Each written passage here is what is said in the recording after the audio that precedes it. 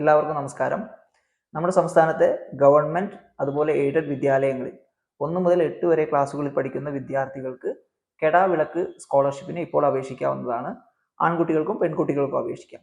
നമ്മൾ ഇന്നത്തെ വീഡിയോയിൽ കെടാവിളക്ക് സ്കോളർഷിപ്പ് പദ്ധതിയെ കുറിച്ചാണ് നോക്കുന്നത്. ഈ ഒരു സ്കോളർഷിപ്പ് പദ്ധതി പ്രകാരം ആർക്കൊക്കെ അപേക്ഷിക്കാം, എങ്ങനെയാണ് അപേക്ഷ നൽകേണ്ടത്, അതുപോലെ തന്നെ അപേക്ഷ നൽകുന്നതിന് എന്തൊക്കെ രേഖകളാണ് ആവശ്യം തുടങ്ങിയിട്ട് എല്ലാ കാര്യങ്ങളും നോക്കാം. അപ്പോൾ ആദ്യം നമുക്ക് ഈ ഒരു കെടാവിളക്ക് സ്കോളർഷിപ്പ് പദ്ധതി പ്രകാരം ആർക്കാണ് അപേക്ഷ സമർപ്പിക്കാൻ സാധിക്കുക എന്ന് നോക്കാം. ഇതിന് അപേക്ഷിക്കാനുള്ള യോഗ്യത എന്ന് പറയുന്നത് ഈ കുട്ടി നമ്മുടെ സംസ്ഥാനത്തെ ഗവൺമെന്റ് അല്ലെങ്കിൽ എയ്ഡഡ് വിദ്യാലയത്തിൽ 1 മുതൽ 8 വരെയുള്ള ക്ലാസ്സുകളിൽ ഏതെങ്കിലും ഒരു ക്ലാസ്സിൽ പഠിക്കുന്ന വിദ്യാർത്ഥിയായിരിക്കണം. അതുപോലെ തന്നെ ഈ വിദ്യാർത്ഥിക്ക് തൊട്ട് മുന്നത്തെ ക്ലാസ്സിലെ വാർഷിക പരീക്ഷയിൽ 90% അതിൽ മുകളിലോ മാർക്ക് വേണം. അതുപോലെ ഈ കുട്ടിയുടെ കുടുംബ വാർഷിക വരുമാനം 2.5 ലക്ഷം രൂപയിൽ കൂടാൻ പാടില്ല. ഈ ഒരു മാർക്കിന്റെ ശതമാനം പറയുമ്പോൾ ശ്രദ്ധിക്കുക, 1ാം ക്ലാസ്സിലെ കുട്ടികൾക്ക് ഈ മാർക്ക് ശതമാനം ബാധകമല്ല കേട്ടോ.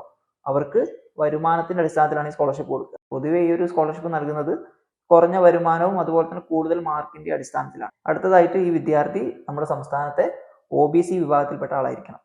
OBC എന്ന് പറയുമ്പോൾ മുസ്ലിം വിഭാഗത്തിൽ OBC ഉണ്ട്, ക്രിസ്ത്യൻ വിഭാഗത്തിൽ OBC ഉണ്ട്. ഈ കാറ്റഗറിയിൽപ്പെട്ട മുസ്ലിം ക്രിസ്ത്യൻ വിഭാഗത്തിലുള്ള OBCക്കാർക്ക് ഈ ഒരു സ്കോളർഷിപ്പിന് അപേക്ഷിക്കാൻ സാധിക്കില്ല. കാരണം ക്രിസ്ത്യനും മുസ്ലിമും ന്യൂനപക്ഷ സമുദായങ്ങളാണ്. ഈ ന്യൂനപക്ഷ വിഭാഗത്തിൽപ്പെട്ട വിദ്യാർത്ഥികൾക്ക് മാർഗദീപം എന്ന പേരിൽ ഒരു സ്കോളർഷിപ്പ് ഉണ്ട്. അതിന്റെ അപേക്ഷ ഇപ്പോൾ തുടങ്ങിയിട്ടില്ല, തുടങ്ങുന്ന സമയത്ത് നിങ്ങൾ കൊടുക്കുക. അപ്പോൾ ബാക്കി വരുന്ന OBCക്കാർക്കാണ് കൊടുക്കാൻ സാധിക്കുക. ബാക്കി വരുന്ന OBC എന്ന് പറയുമ്പോൾ ഈഴവ, തീയ, ബിലവ മുതൽ വിശ്വകർമ്മ, അതുമായി ബന്ധപ്പെട്ട ജാതി, അങ്ങനെ ഒരുപാട് OBC വിഭാഗങ്ങളുണ്ട്. ആ OBC വിഭാഗങ്ങളുടെ ലിസ്റ്റ് നിങ്ങൾക്ക് ഇപ്പോൾ സ്ക്രീനിൽ കാണാം. അപ്പോൾ നിങ്ങൾക്ക് ഈ വീഡിയോ പോസ് ചെയ്തുകൊണ്ട് നിങ്ങളുടെ കാസ്റ്റ് അതിലുണ്ടോ എന്ന് നോക്കാം. അതല്ല എങ്കിൽ ഈ വീഡിയോയുടെ ഡെസ്ക്രിപ്ഷൻ ബോക്സിൽ ഈ അപേക്ഷയുടെ നോട്ടിഫിക്കേഷനും അപേക്ഷാ ഫോമും ഈ കാസ്റ്റിൻ്റെ ലിസ്റ്റും എല്ലാം ഉണ്ട്. അത് നോക്കിയിട്ട് നിങ്ങളുടെ വിഭാഗം അതിലുണ്ടോ എന്ന് നോക്കുക. നിങ്ങളുടെ ജാതി അതിലുണ്ടെങ്കിൽ നിങ്ങൾക്കും അപേക്ഷിക്കാം. അപ്പോൾ ഈ ഒരു സ്കോളർഷിപ്പിന് അപേക്ഷിക്കേണ്ടത് എന്ന് പറയുന്നത് നിങ്ങൾ പഠിക്കുന്ന സ്കൂളിലേക്ക് ഇതിൻ്റെ ഒരു അപേക്ഷാ ഫോമുണ്ട്. അപേക്ഷാ ഫോം പൂരിപ്പിച്ച് അതിൻ്റെ കൂടെ ആവശ്യമായിട്ടുള്ള രേഖകളൊക്കെ വെച്ച് നിങ്ങൾ എവിടെ പഠിക്കുന്ന സ്കൂളിലാണ് നിങ്ങൾ അപേക്ഷ സമർപ്പിക്കേണ്ടത്. പഠിക്കുന്ന സ്കൂളിൽ നിന്നും അത് ഇ-ഗ്രാന്റ് പോർട്ടൽ വഴി ഓൺലൈനായിട്ട് അപേക്ഷിക്കുകയാണ് ചെയ്യുക. ഓൺലൈനായിട്ട് ഡാറ്റ എൻട്രി നടത്തുകയാണ് ചെയ്യുക. അപ്പോൾ സ്കൂളിൽ നിന്നും ഡാറ്റ എൻട്രി നടത്തേണ്ട അവസാന തീയതി 2025 ജൂലൈ 15-ാം തീയതിയാണ്. അതുകൊണ്ട് തന്നെ പെട്ടെന്ന് തന്നെ വിദ്യാർത്ഥികൾ ഇതിനാവശ്യമായിട്ട് രേഖകളൊക്കെ ഉണ്ടാക്കി അപേക്ഷ കൊടുക്കുക. കാരണം ബാങ്ക് അക്കൗണ്ട് ഒന്നും ഇല്ലാത്ത ആളുകൾ ഉണ്ടാവും. അങ്ങനെയുള്ള ആളുകൾക്കാണ് ഈ ബാങ്ക് അക്കൗണ്ട് ഒക്കെ തുടങ്ങാൻ നേരത്ത് ചിലപ്പോൾ ആധാർ പുതുക്കിയിട്ടുണ്ടാവില്ല, അത് പുതുക്കേണ്ടി വരും. അപ്പോൾ തൊട്ടടുത്ത വർക്കിംഗ് ഡേയിൽ തന്നെ നിങ്ങൾക്ക് ഇതിനാവശ്യമായിട്ടുള്ള കാര്യങ്ങളൊക്കെ ചെയ്ത് ശരിയാക്കി വെക്കുക. പിന്നെ പല വിദ്യാർത്ഥികളും പറയും സ്കൂളിൽ നിന്ന് അങ്ങനെ ഒരു അറിയിപ്പ് വന്നിട്ടില്ല എന്നൊക്കെ പറയും.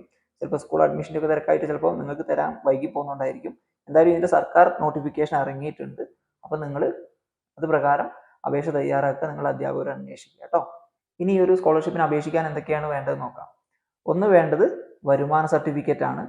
പിന്നെ സ്കൂൾ മാറിയ കുട്ടികളൊക്കെ ആണെങ്കിൽ തൊട്ട് മുന്നത്തെ ക്ലാസ് പഠിച്ച സ്കൂളിൽ നിന്നും നിങ്ങളുടെ മാർക്ക് ലിസ്റ്റ് വാങ്ങണം. ശതമാനത്തിൽ മാർക്ക് രേഖപ്പെടുത്തിയ മാർക്ക് ലിസ്റ്റ് വാങ്ങണം. പിന്നെ അതുപോലെ തന്നെ കുട്ടിയുടെ ആധാർ കാർഡ് വേണം. കുട്ടിയുടെ പേരിലുള്ള ബാങ്ക് അക്കൗണ്ട് വേണം. ഈ ബാങ്ക് അക്കൗണ്ടിൽ കുട്ടിയുടെ ആധാർ സീഡ് ചെയ്തിരിക്കണം.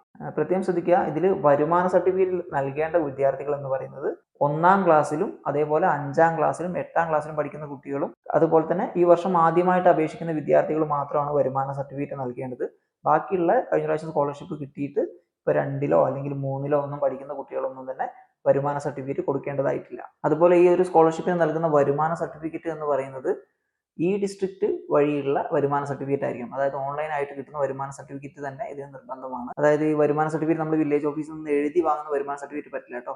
ഓൺലൈനിൽ അപേക്ഷിച്ച് കിട്ടുന്ന സെക്യൂരിറ്റി കോഡും അതുപോലെ തന്നെ സർട്ടിഫിക്കറ്റ് നമ്പറുള്ള വരുമാന സർട്ടിഫിക്കറ്റ് തന്നെ ഇതിനാവശ്യമാണ്. അതുപോലെ ജാതി സർട്ടിഫിക്കറ്റ് കൂടി നിങ്ങൾ വാങ്ങി സമർപ്പിക്കേണ്ടതായിട്ട് വരും.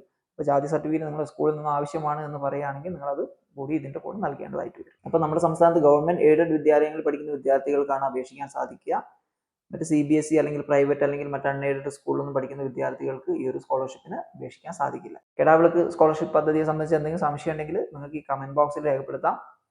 അപ്പോൾ വീണ്ടും പുതിയൊരു വിഷയമായിട്ട് നമുക്ക് പുതിയൊരു വീഡിയോയിൽ കാണാം. അതുവരെ എല്ലാവരോടും ഒരിക്കൽ കൂടി നന്ദി, നമസ്കാരം.